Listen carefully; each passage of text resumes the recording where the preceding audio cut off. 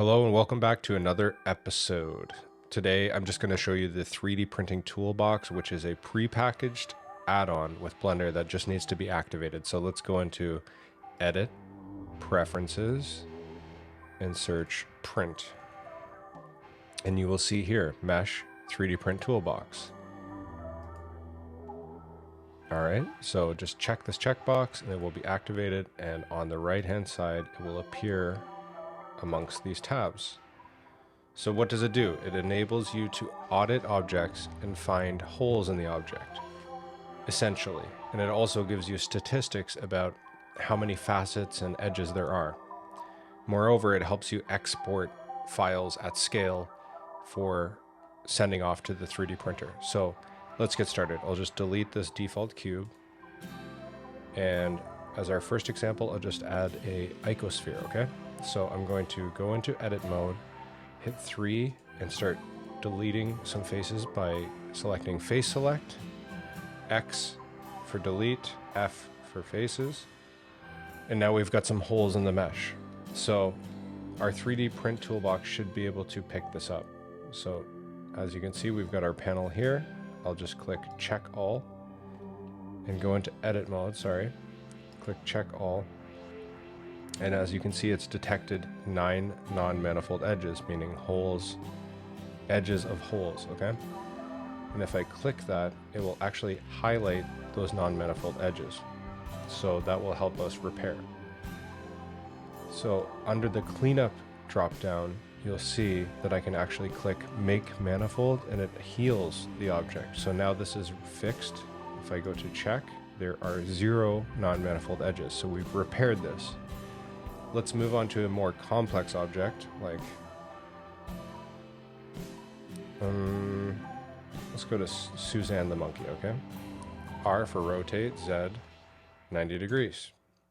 Go into edit mode, 3 for face select, and just grab a few faces, X to delete, F for face, and we've got some openings. Oh, we'll stay in edit mode. And now when we check this, you can see there's 52 non-manifold edges, but we only deleted a few faces. Well, actually, the Suzanne model has a few non-manifold edges behind the eyes. So if we go to identify these, you can see that back here. But we're not going to concern ourselves with that. We're just going to concern ourselves with these simple holes. I'm going to prove a point here. So if we were to click make manifold on a more complex object, Blender has a difficulty healing more complex objects. However, we can actually step back here and just identify the edges, okay? So in this case, you wouldn't use make manifold, you would just repair them manually. And the way to do that is to select these edges by hitting 2 on edge select. Click the first edge, hold shift and select the rest. You want to surround a 360 portion. Go to the face menu and fill. And look at that, we've healed that manually, okay? So on more complex operations, you have to do that, but you can still get out of the woods and ready to print. So here we just have 3 edges and that should still be okay. No, we can't do that. So we will just have to select more edges, face, fill, and that works out. So although we will still detect some non-manifold edges, we now know that those are just behind the eyes. So if we hit make manifold, it actually cleans it up pretty well now. And this is good to go. It's ready to print. I'll check. 0 non-manifold edges. So it's ready to go. There's other issues with it, but we won't get into that. I'll keep this video short. Now, further than that, we have some further detection tools and then export options. So you can export directly from here to a folder as an STL. And unfortunately, they don't have the newer format 3MF yet, but STL is still good to go.